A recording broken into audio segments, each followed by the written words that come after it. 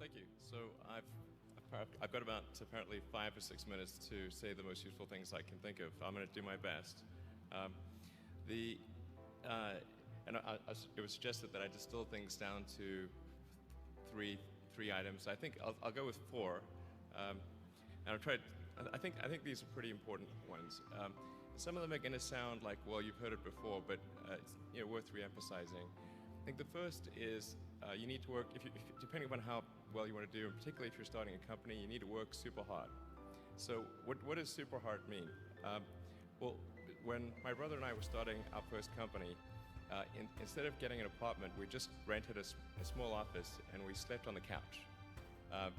And we showered at the YMCA, and we're so hot up we had just one computer. So the website was up during the day, and I was coding at night, 7 days a week, all the time. And I sort of briefly had a girlfriend in that period, and in order to be with me, she'd have to sleep in the office. So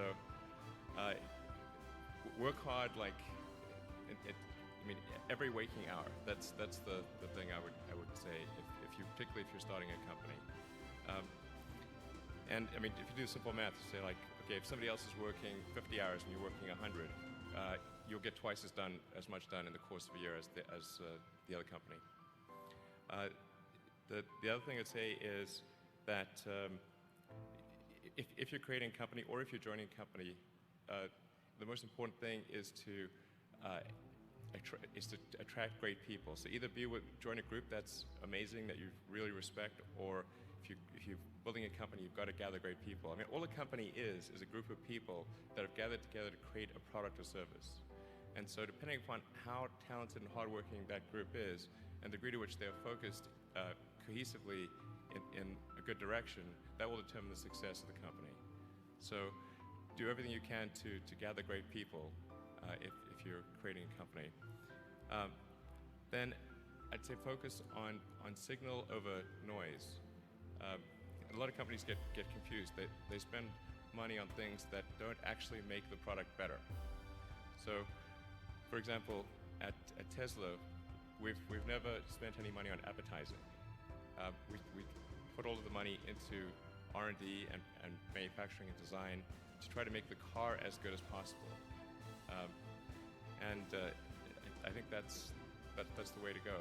So for any given company, just can keep thinking about, are these efforts that people are expending, are they resulting in a better product or service? And if they're not, stop those efforts. And then the final thing is to sort of don't just follow the trend.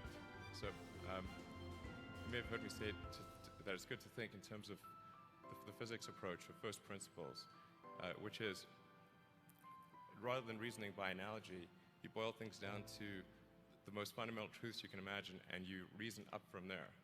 And this is a good way to figure out if something really makes sense, or if it's just what everybody else is doing.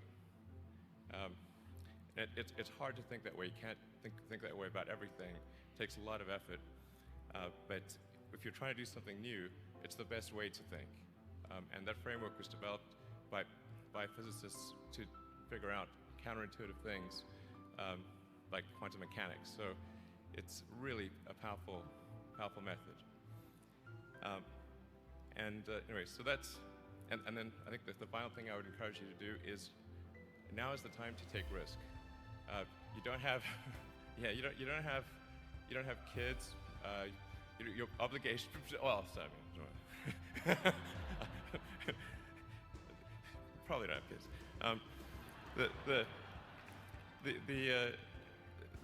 But as you get older, your obligations increase. So and once you have a family, you start taking risks not just for yourself but for your family as well. It gets much harder to do things that might not work out. So now is the time to do that. Before you have those obligations. So I would encourage you to take risks now, do something bold. You won't regret it. Thank you.